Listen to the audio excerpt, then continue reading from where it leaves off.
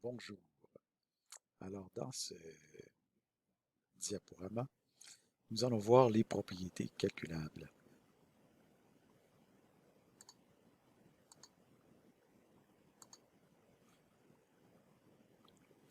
Donc, dans un programme, on a des expressions, des instructions, des déclarations. Parmi les déclarations, on a déclarations de données, de fonctions et de types. Parmi les déclarations de données, on a des constantes, des variables, des champs et des propriétés. Parmi les propriétés, il y en a une certaine catégorie qui sont des propriétés calculables. Et parmi ces propriétés calculables-là, il y en a des propriétés get et des propriétés set. On va s'occuper des propriétés set plus tard. Pour l'instant, on s'occupe des propriétés qu'on appelle des propriétés get calculables.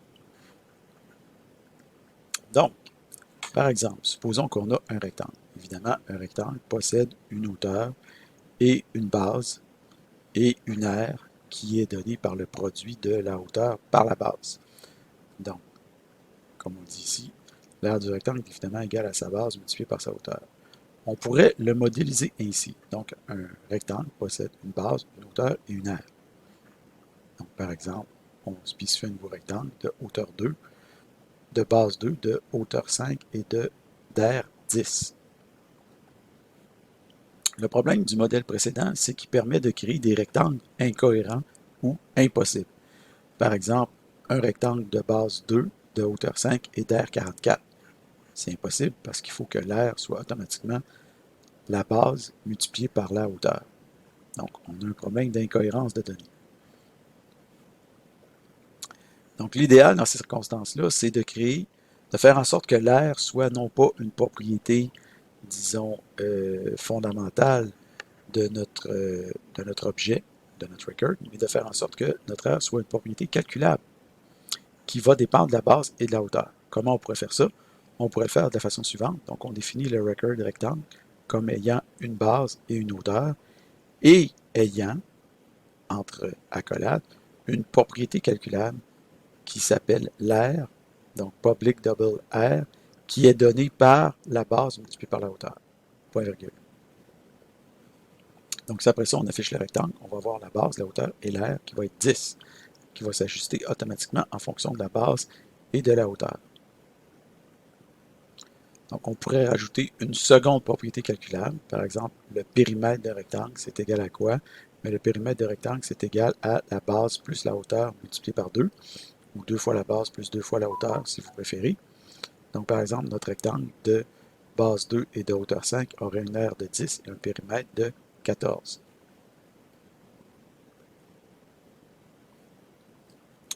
Si vous voulez, vous pouvez aussi ajouter ce qu'on appelle des propriétés calculables privées. Donc, par exemple, ici, les propriétés sont publiques, ici sont privées.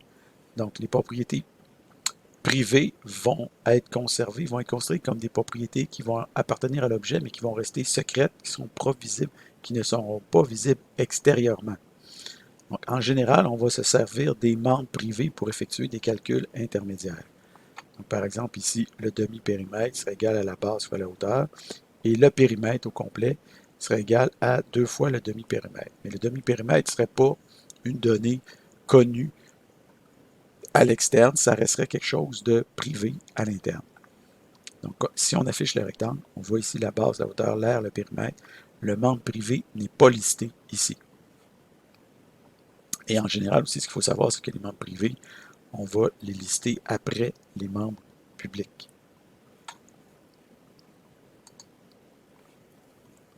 Donc, si jamais on n'ajoute ni public ni privé devant notre, notre propriété, elle sera automatiquement privée. Okay? Parce que, par défaut, si on met ni public ni privé, ça devient privé. Mais c'est la source de plusieurs bugs. Donc, ce qu'on recommande, en fait, c'est de toujours mettre soit privé ou soit public quand on ajoute des membres entre les accolades. Dans l'EggPad, il existe une méthode qu'on peut utiliser qui s'appelle Uncapsulate. Donc, c'est l'inverse de l'encapsulation. Donc, quand on encapsule, on a des données privées qu'on veut cacher de l'extérieur. Quand on décapsule ou uncapsulate, quand on décapsule, ben là, on offre au monde extérieur une vue sur l'intérieur de notre objet, ce qui normalement ne devrait pas être, mais on peut le faire si on veut avec la méthode uncapsulate. Donc, par exemple, ici, on prend notre rectangle, 2, 5, et on fait un uncapsulate dessus. Et on fait un dump. Donc, qu'est-ce qu'on va avoir si on fait ça? Ça, c'est notre rectangle qu'on avait défini précédemment. On va toujours avoir notre base, notre hauteur, notre R, notre périmètre. On voit qu'ils sont en gras. Et après ça, on va avoir en, disons, en italique, les propriétés, des propriétés qui sont, en tout cas des propriétés ou des champs, plutôt, ça dépend, des champs ou des propriétés qui sont privées. Okay? Donc, on a ici le backing field de la propriété base, le backing field de la propriété hauteur. On va parler des backing fields plus loin dans un futur diaporama, un futur PowerPoint. On a ici notre demi-périmètre qu'on avait défini. Et ça, en fait, je ne sais pas trop c'est quoi, mais c'est un truc qui est rajouté par le compilateur. Donc, si jamais vous allez dans le débogueur, lui, il ne fait pas vraiment la distinction entre les membres privés et publics.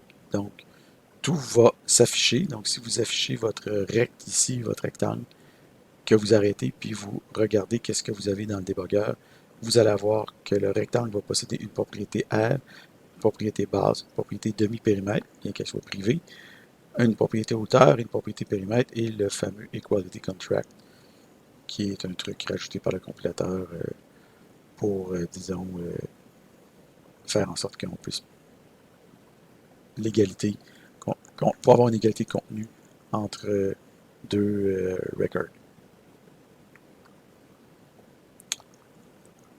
Donc, il y a moyen, au lieu d'écrire des propriétés comme étant des one-liners, ici on a une propriété one-liner, on peut l'écrire aussi comme un multiliner. Okay, donc, voici comment on pourrait écrire une propriété comme un multiliner. On écrirait public double périmètre, donc comme public double R, et au lieu de mettre le symbole que voici, on va ouvrir les accolades, après ça on va mettre get. Pourquoi? Parce que c'est une propriété get. Okay, on va parler plus loin d'un autre type de propriété qu'on appelle les propriétés set, mais là c'est une propriété get. Donc on a le get, et après ça, le get c'est quoi? Ben, on commence par calculer notre demi-périmètre, et ensuite on fait retourner 2 fois le demi-périmètre. Donc ça nous permet d'écrire du code sur plusieurs lignes, et non pas juste une ligne.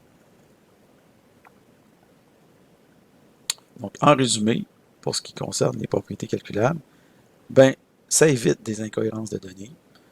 Un record ou une classe ou un struct peut posséder plusieurs propriétés calculables. Les propriétés peuvent être publiques ou privées. En général, cependant, on veut surtout des propriétés publiques. Et il ne faut pas oublier de le spécifier parce que les membres d'une classe ou d'un record ou d'un struct sont privés par défaut. Les membres privés sont en principe invisibles au reste du monde et on s'en sert souvent pour effectuer des traitements ou des calculs intermédiaires. Pour voir le contenu privé d'un objet, on peut utiliser la méthode uncapsulate, mais elle n'est disponible que dans Linkpad, ou alors carrément le débogueur. Et à ce moment-là, ça va aussi fonctionner sur Visual Studio. L'idéal est de définir les propriétés calculables comme des one-liners, mais parfois, on n'a pas le choix et on doit alors se contenter d'un multiliner. Alors voilà, c'est la fin.